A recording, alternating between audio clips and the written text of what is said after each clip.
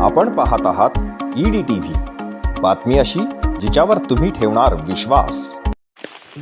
श्रावण मासी हर्ष मानसी हिरवळ दाटे चोहीकडे, क्षणात पडती शरशर शिरवे क्षणात फिरणी ऊन पडे. बालकवींची ही कविता आहे. आणि जरी सध्या आषाढ जरी असला तरी वातावरण श्रावणाच्या दिशेने चालू लागायला.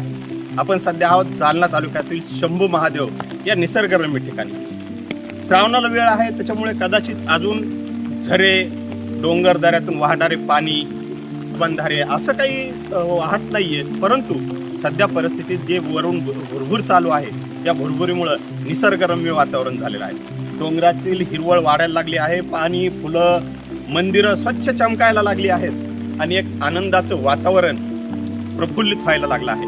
अवघ्या महिना 15 दिवसामध्येच आता श्रावणाला सुरुवात होईल आणि जालना जिल्ह्यातील एक निसर्गरम्य ठिकाण नव्हे तर जागृत देवस्थान म्हणून देखील या शंभू महादेवाकडे पाहिलं जातं. आपण जर पाहताल तर हे पुरातन मंदिर आहे जे डोंगरामध्ये कोरलेलं आहे. इथं आखाडा चालतो, म्हणजे कुठल्याही मालकीचं हे नाही.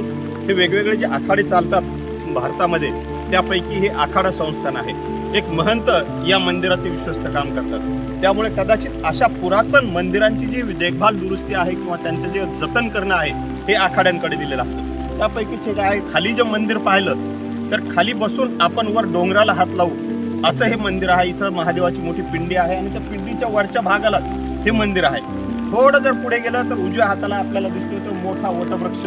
या वटवृक्षाच्या खाली पारंब्या देखील आहेत. नवीन पिढीला कदाचित या पारंब्याचं महत्त्व माहीत नसेल, परंतु जुन्या जाणकार पिढीला आणि आमच्यासारख्या जुन्या विद्यार्थ्यांना म्हणता येईल किंवा बालकांना म्हणता येईल, या सुरू पारंब्या आम्ही कधी काळी खेळायचो. एका पारंबीवरून चढायचं आणि दुसऱ्या पारंबीवरून उतरायचं, असा आमचा लहानपणीचा हा खेळ होता. हे सर्व नैसर्गिक खेळ निसर्गाच्या सानिध्यात जर यायचं असेल तर निश्चितच ग्रामीण भागामध्ये गेल्याशिवाय पर्याय नसतो. हे सगळं वैभव आनंदल्यानंतर, हे वैभव उपभोगल्यानंतर एक वेगळा, मनाला एक वेगळाच आनंदही मिळतो.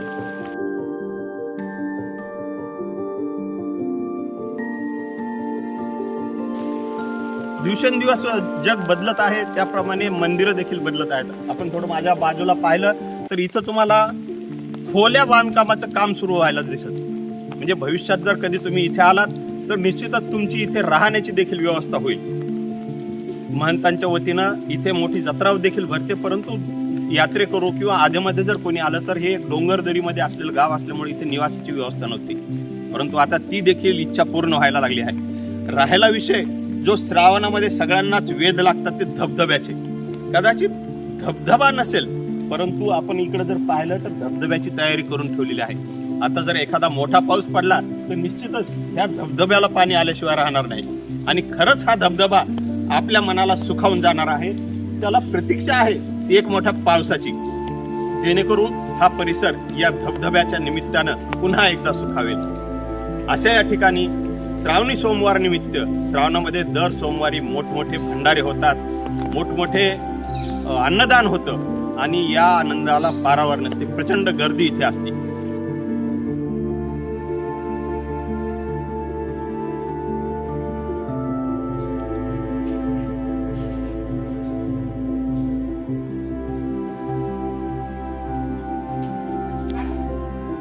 याच शंभू महादेवापासून मधल्या वाटेनं जर गेलं तर अवघ्या 1 किलोमीटर अंतरावर नांगरतास असंच एक ठिकाण आहे, जिथे निसर्गरम्य ठिकाण तर आहेच, परंतु महादेवाची मोठी पिंडी देखील आहे.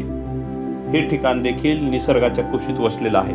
आणि जर आपण दुचाकी किंवा 4 चाकी वाहनाने जात असाल तर तुम्हाला गावाला वळसा मारून 3 किलोमीटर अंतर चालत जावे लागेल.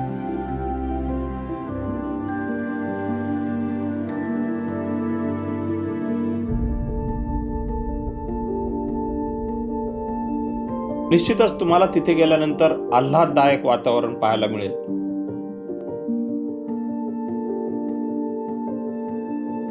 मनाला प्रसन्न करणारा हा सगळा परिसर आहे.